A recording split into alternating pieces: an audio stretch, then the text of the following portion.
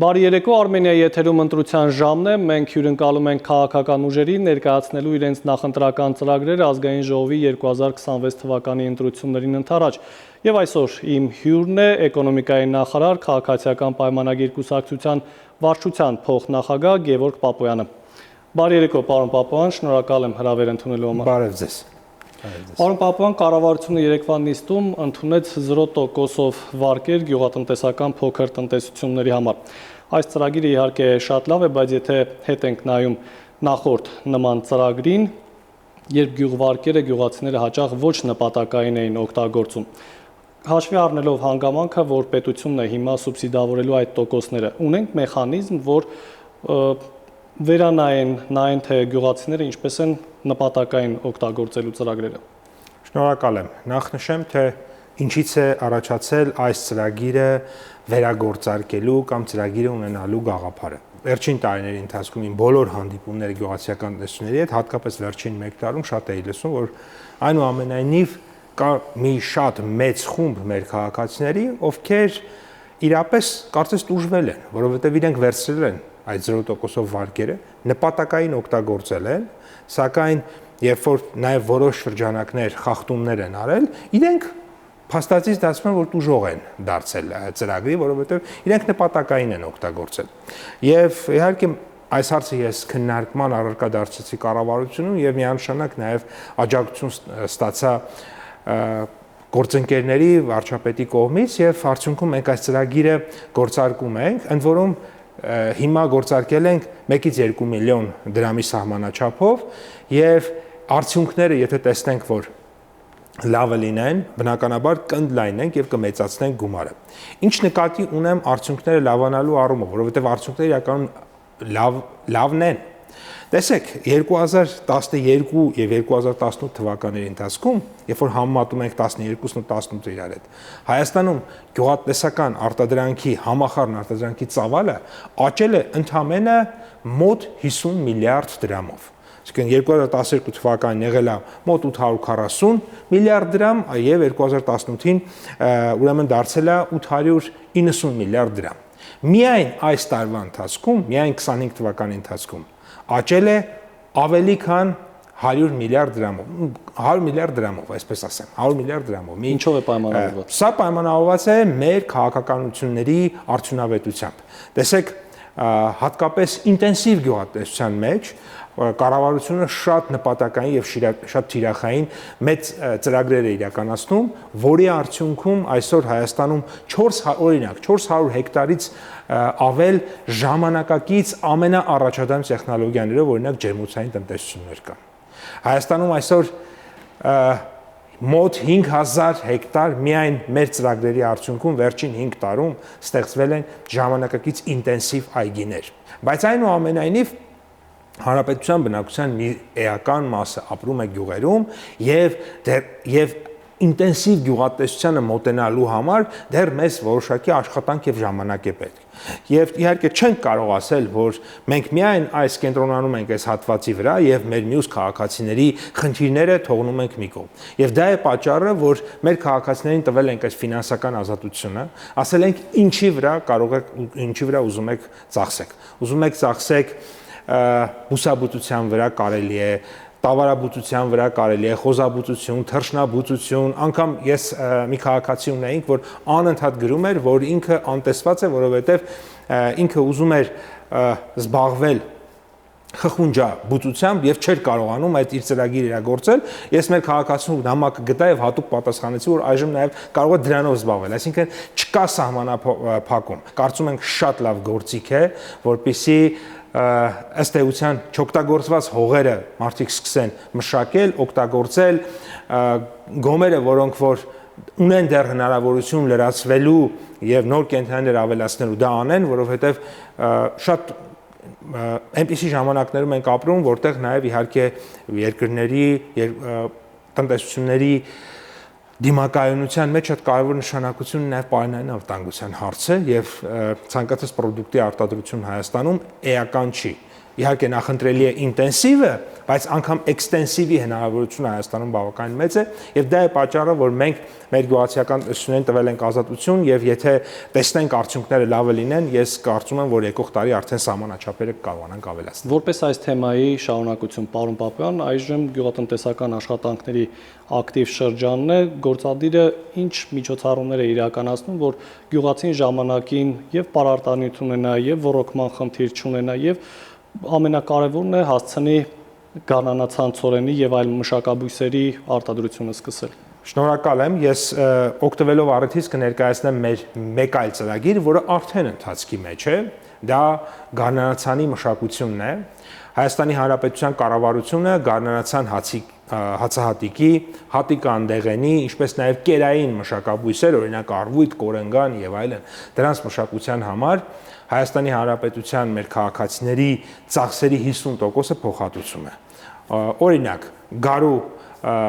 1 հեկտար մշակության համար անհրաժեշտ է, որպեսզի մոտավորապես մոտ 160,000 դրամ ծախս։ Կառավարությունը ամեն հեկտարի մշակության համար ֆերմերին տալիս է 80,000 դրամ։ Եվ հիմա մենք այն փուլում ենք, որ ամփոփում ենք արդեն աշնանացանը եւ մայիս ամսին աշնանացանի ծախսերի գումարը արդեն կտանք։ Եվ ես ում շնորհակալություն հայտնել մեր քաղաքացիներին։ Ռեկորդային ծավալով աշնանացան ենք ունեցել եւ ռեկորդային ծավալով աշնանացանի արդյունքում նաեւ ռեկորդայինը դեռ կերևա, բայց վերջին տարիների համար ռեկորդային աշնանացան ենք ունեցել եւ կարծում ենք, որ շատ մեծ բերք ենք ունենալու ծորենի այդ առումով, այսինքն մեր քաղաքացիները արձագանքում են մեր ծրագրերին։ Մենք անում ենք այս ծրագրերը, որոնց նպատակը նա է, որ իրենք օգտվեն դրանից, ինչու եմ սա ասում, որովհետև այստեղ մի փոքր կառավարությունում անընդհատ այս հարցը մենք ունենում ենք, էկոնոմիկայի նախարարությունը անընդհատ գնում է նոր գումարներ է պահանջում, որովհետև պլանավորում ենք, ենթադրենք ծրագիր ենք անում, դե ասում ենք դե մի 20% կաճի, աճում է 50%, 60%, այսինքն մեր քաղաքացիները շատ ավելի նախաձեռնող են լինում, քան մենք պատկերացնում էինք, եւ սա ֆանտաստիկ լավ տրամադրություն է նաեւ ստեղծում գյուղերում։ Եվ ուզում եմ նաեւ հրապարակային ասեմ վերջին օրերին մեր քաղաքացիներին մտահոգող մեկ հիմնական հարցի շուրջ աշխարհակահաղական իրադրությունով պայմանավորված, սա գաղտնիք չէ, սելիտրայի պարարտանյութերի գները որոշակի աճ են արձանագրել եւ ուզում եմ նշել, որ մեր սիրելի գյուղացիներին, որ պետությունը ձեզ մենակ չի թողնելու եւ Հանրապետության վարչապետի հանձնարարականով էկոնոմիկայի նախարարությունը աջակցության ծրագիր է մշակում, մանրամասները հետո կներկայացնենք, որ երբ որ կվերջնականացնենք, բայց հանձնարարականը հստակ է վարչապետի կողմից, որ պետք է աջակցենք գյուղացիներին, որպեսզի պարարտանյութի գները նրանց համար լինի ավելի մատչելի, քան շուկայական գնագոյացումն է ստեղծել։ Պարոն Պապյան, երբ հերթը հասնում է բերքը դաշտից հավաքելուն, գյուղացիները հաճախ ասում են, որ օրինակ լոլիկը կամ խաղողը դաշտում է մնացել եւ մթերող չկա։ Անցած տարի պետությունը ճիշտ է սուբսիդավորեց այն տնտեսվարողներին, որոնք ընդունում են գյուղացիների մթերքը, բայց գյուղացին շատ հաճախ ասում է փոխանակ կառավարությունը մեր մատից փուշանի, առանց այն էլ խոշոր գործարարին է աջակցում։ Այս ուղղությամբ գյուղացու հոգսը թեթևացնելու համար ինչ եք անում։ Շնորհակալ եմ, ես արդեն ավելի քան 2 տարի է էկոնոմիկայի նախարարն եմ եւ բնականաբար գյուղատնտեսական աշխատանքների համակարգում եմ եւ ես կարող եմ ասել, որ եւ 2024-ին եւ 2025-ին չի եղել 1 կիլոգրամ խաղող եւ լոլիկ, դուք այդ երկուսի օրինակը բերեցիք, որոնք մնացել են դաշտում եւ ես ասում եմ մեր քաղաքացիներին, որ 2026-ին եւ դրանից հետո էլ չի լինելու 1 կիլոգրամ խաղող լոլիկ եւ թափս որևէ բան, որը կմնա դաշտում։ Այսինքն մենք ոչ թե խոստանում ենք, որ չի լինի, ես ասում եմ 24-ին որևէ կիլոգրամ խաղող մնացել է դաշտում, չի մնացել։ 25-ին մնացել է, չի մնացել, 26-ին էլ չի մնալու, սիրելի հայրենակիցներ եւ այսպես շարունակ։ Վստահ մեր քաղաքացիները թող գնան, իրենց պայմանագրերը կնքեն, իրենց ներդրումները անեն, իրենց խաղողը մշակեն, միջազգային անցած տարի ռեկորդային խաղողի բերք ենք ունեցել եւ պայմանագրերից զատ ստիպված էինք, այսպես ասած, շատ մթերողներ ստիպված էին շատ ավելի շատ մթերել, քան պայմանագրային պարտավորություն ունեին եւ այդ ամբողջը նորից մթերվել է, ընդ որում վերջում նույնիսկ այսպես ասած կային ֆերմերներ, որոնք որ անգամ են ամենավերջում մնացած, որ սովորաբար չեն էլ կարողացել մթերել, նույնիսկ դրանք են բերել մթերել, մեր տնտեսվարները մթերել։ Պարոն Պապյան, կարծում եմ ձեզ էլ հասած կլինի այն դժգոհությունները կամ մտահոգությունները, որ այստեղ խնդիրը նաև թե ինչ գնով են տնտեսվարողները մթերում։ Օրինակ 1 կիլոգրամ խաղողը 140-150 դրամի սահմաններում է տատանվում, եւ գյուղացիներն ասում են, երբ գումարում ենք այդ պարարտանյութի գինը, ոռոգման եւ մնացած այլ գումարները, իրենց կոպիտ ասած քիչ գումար է մնում։ Այս առումով գործադիրը ինչ ծրագիր ունի, որ միգուցե մթերման գները բարձրացնի։ Տեսեք, մթերման գինը բարձրացնելը ոչ, բայց պետքա փորձենք իհարկե այնպես անել, որպեսզի մարդու ծախսը քիչ լինի, որովհետև մթերման գինը բարձրացնել դա նշանակում է դա բիզնեսին ասել դու պետք է բարձր գնով գնես, դա մի քիչ խնդրահարույց է եւ ոչ այդքան շուկայական։ Այլ հարց է մենք օգնենք մարդուն, որ իր ինքնարժեքը ցածր լինի։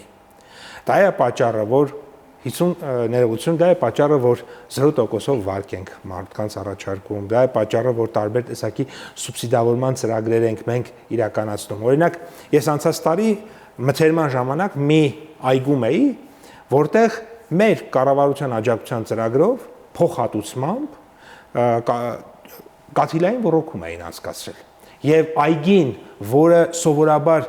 այսպես ասած 2-3 անգամ էին ջրել մինչ այդ, ջրի սակավության պատճառով, հիմա կարողանում էին անհրաժեշտ չափով ջրել, այնքան ինչքան որ պետք է բույսին, եւ էական չափով ավելացել էր իրենց բերքատվությունը, ասենք մոտ 30%-ով։ Այսինքն մենք ինչ էլ անենք, չես կարող դու ասել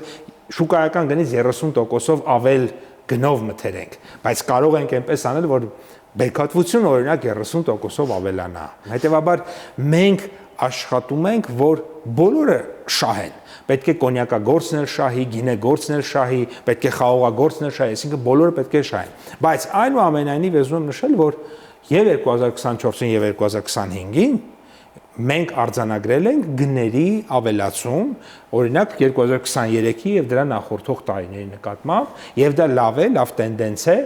եւ հիմա մենք հատուկ աջակցության ծրագրեր ենք մշակում նաեւ մեր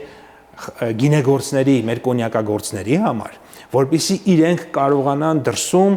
բարձր գներով վաճառեն, որովհետեւ եթե ինքը կարողանա դրսում բարձր գնով վաճառել, այստեղ ներսում իր համար խնդիր չի 30 դրամ օրինակ խաղողի գինը բարձրացնել, 20 դրամ, 40 դրամ խաղողի գինը բարձրացնել։ Եթե ինքը դրսում կարողանա 1000 դրամ օրինակ ավել վաճառել, բայց եթե ինքը չկարողանա, այսինքն մենք խնդրի լուծման համար նաև զուգահեռ աշխատում ենք եւ ես ուզում եմ նաև պատասխանատու հայտարարել, որ մենք լաբորատոր էական կարողություններ ենք այս վերջին 2 տարվա ընթացքում ձևավորել, որոնց նպատակն է, որպեսզի մենք ինքներս համոզվենք մեր կոնյակի որակի մեջ եւ բարձրորակ կոնյակը Հայաստանի Հանրապետության կառավարության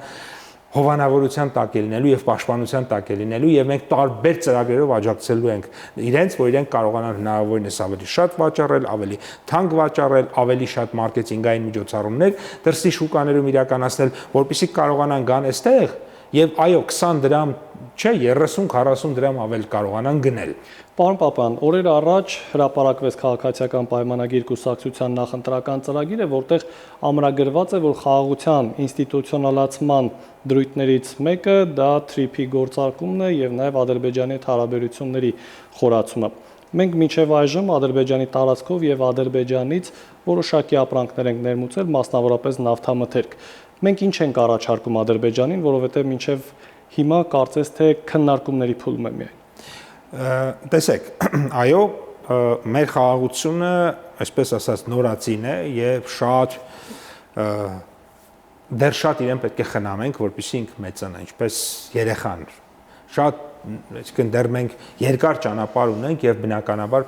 մեր խաղաղությունը դեռ խնամքի ու պաշտպանության շատ մեծ կարիք ունի, այսինքն որպեսզի նա դեռ մեզ ինչ որ բան տա, մենք դեռ իրեն պետք է շատ խնամենք, այսպես, հա, եթե պատկերավոր ներկայացնեմ։ Այս առումով խաղաղության օգուտները արդեն իսկ կան։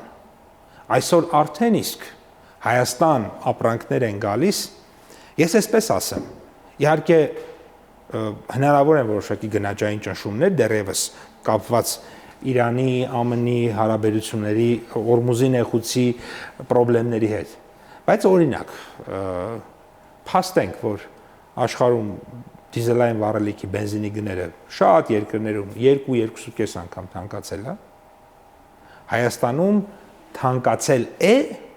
բայց դեռ այսպես ասած տանելի է։ Պատկերացրեք իմ ասածը տեղի ունենա։ Ինչու է այդպես, որովհետև օրինակ այլընտրանքային ուղիներ ենք մենք գտել։ Օրինակ այս օրերին, որքան ես գիտեմ, հենց հիմա Լարսը փակ է։ Առատ ձյուն է այնտեղ։ Բայց Հայաստան որոշ ապրանքներ գալիս են երկաթուղով։ Սա ազգային անվտանգության խնդիր է։ Այսինքն բնական պայմաններ կլինեն, ինչպես գիտեք, սելավ, քարաթափում, ձյուն կամ ոչ այլ պայմանների հերթեր կարող են լինել, որովհետև երբեմն ուղղակի օբյեկտիվորեն հերթերը շատանում են, որովհետև Լարսից օգտվում են ոչ միայն հայ վարորդները, հաճախ Ադրբեջանի, Վրաստանի, Թուրքիայի վարորդները, այսինքն այդտեղ դա մի ուղի է, որը սպասարկում է միանգամից մի քանի երկրի, Իրան եւ այլն։ Եվ բոլոր այդ դրվագներում մենք, այսպես ասած, պետք է սպասենք մեր հերթին կամ սպասենք մինչև բնությունը կլինի բարեհաճ, սպասենք մինչև քարերը կհավաքվեն այդ ճանապարհի վրայից։ Երկաթուղին դա մեծ հնարավորություն է տալիս այդ ապրանքները ստանալ, ընդ որում ստանալ երկաթուղով ավելի էժան։ Հիմա ուղիղ առևտրի մասին։ Այստեղ այս պայդրությամբ մենք նավթամթերք ենք ներմուծում միայն Ադրբեջանից, դեռ Ադրբեջան արտահանում չունենք։ Մի քանի ապրանքատեսակներով Ադրբեջանը հետաքրքրված էր, այդ թվում հետաքրքիր էր, օրինակ ասեմ, որ վարդերով հայկական, բարձր որակի, որոնք որ մեր ինտենսիվ այգիներում կա։ Բայց ամենաշատը, որ հետաքրքրվածություն կա ու կոնկրետ հիմա բանակցություն կա գնի, այսինքն կոնկրետ երկու ընկերություններ ադրբեջանական ու հայկական բանակցում են, դա մեր փայլատիթեղն է, Ֆոլգան։ Եվ հիմա կոնկրետ կա, այսինքն կա հետաքրքրություն, նրանք մի գինեն ասում, մերոնք մեկ այլ գինեն, պետք է բանակցեն եւ հուսով եմ ես այս կետում երբևէ չեմ կարող միջամտել եւ երբևէ ինձ թույլ չեմ տա միջամտել տնտեսվարողների գործունեությանը, իրենք պետք է բանակցեն, իրենք որոշեն, բայց կա ապրանք, որը նաեւ ադրբեջանական կողմն է պատրաստ գնել, բնականաբար գնի, ծավալի, մատակարարման պայմանների շուրջ են։ Բայց դա լինելու է, վստահաբար լինելու է, տարբեր գնահատականներ մենք ունենք ապագայում առևտրի ծավալների ավելացման, որի շահառուն լինելու է եւ Հայաստանը եւ Ադրբեջանը։ Սա Ադրբեջանի հետ առևտրաշրջանառության հնարավոր ծավալների ընդլայնման մասին։ Իսկ եթե օրինակ խոսենք Թուրքիայի հետ հնարավոր սահմանի բացման մասին, ես հիշում եմ, որ դուք տարեվերջին հայտարարեցիք, որ կողմ եք թուրքական ընկերությունների ներդրումներին։ Այս առումով օրինակ մենք մտավախություն չունենք, որ թուրքական կապիտալը կարող է եւ տեղացի տնտեսվարողներին այսպես ասած մի փոքր ճնշել եւ ընդհանուր առմամբ եթե խոսենք Հայաստանի ներդրումային գրավչության մասին, համեմատելով հարևան երկրների հետ։ Օտարերկրյա կապիտալը այսօր Հայաստանում ինչու պետք է ներդրում կատարի։ Շատ հնչեղ է, նախարարը կողմ է թուրքական ընկերությունների ներդրումներին, բայց թուրքական ընկերությունները ներդրումներ են անում Հայաստանում 2010-ականներից։ Հայաստանի ամենահայտնի հագուստի խանութների ցանցը ուղիղ թուրքական ներդրում է Հայաստանում 2010-ականներից եւ դրա արդյունքում բավականին մատչելի գներով ապրանքներ է մատակարարում մեր շուկային։ Նախ սա նորություն չէ։ Երկրորդը խաղաղության պայմաններում տարօրինակ չպետք է լինի, որ Հայաստանից Թուրքիա ներդրումներ գնան եւ Թուրքիայից Հայաստան ներդրումներ գան։ Տեղացի տնտեսվարողը շատ լավ, հիմա տեղացիները դրանից կվնասվեն, թե ոչ։ Մենք 300 միլիոն դոլարից ավել առևտրաշրջանառություն ունենք։ Թուրքական չկա ապրանք, որը պիտի հայտնվեր Հայաստանում, չի հայտնվել։ Հագուստ, լոլիկ, պատամի մածուկ, օճառ, ինչ ասեմ, չկա ապրանք, որը կարող էր հայտնվել Հայաստանում սրանից հիմա, սրանից 10 տարի առաջ, 20 տարի առաջ ու չի հայտնվել։ Այսինքն այդ ինչի մեր քաղաքացիները չգիտեն, որ մենք 30 տարի թուրքական հագուստ ենք հագել։ Մեր քաղաքացիները չգիտեն, որ Հայաստանի շուկայում ամենահայտնի էլեկտրոնիկա արտադրող մի քանի բրենդներ թուրքական են։ Հայաստանն էլ ինչ կարողացել է արտահանել, ասենք օրինակ ընդհանրենք մի ժամանակ բավականին լավ արտահանվում էր, հիմա մի քիչ խնդիրներ կա, օրինակ կաշի, անասունների կաշի։ Իհարկե, սահմանը երբ որ բացվի, մի փոքր ծախսերը կնվազեն, որովհետև օրինակ Կարս, Ախրքյալակ, Գյումրի, թե Կարս Գյումրի, հասկանալի է կա տարբերություն, բայց այդ տարբերությունը ընդհանրապես այնքան դիզելի չափով է, ինչքան որ կծախսվի այդ լրացուցիչ ճանապարհի վրա։ Մեր եթերաժամանակը, քանի որ մոտենում է ավարտին, կխնդրեմ ձեր կարճ մեկնաբանությունը, խոսենք զբոսաշրջային գրավչության մասին Հայաստանի։ Այս տարվա առաջին եռամսյակում նախորդ տարվա համեմատ մոտ 18% աճ ունենք։ Եվ քաղաքացիական պայմանագրի նախընտրական ծրագրում դրույթ կա, որ նախատեսվում է, որ 2026-31 թվականներին Հայաստան ամեն տարի գոնե 2 համաշխարհային աստղի պետք է հյուրընկալի։ Սա Հայաստանի որպես տուրիստական գրավչություն ունեցող երկիր հեղինակության համար լավ է, բայց օրինակ հասարակ քաղաքացին ասում է, որքան պետությունը ծախսեց եւ որքան ստացանք։ Մենք ինչպիսի վիճակագրություն եւ թվեր ունենք, եթե նայում ենք անցյալ տարվա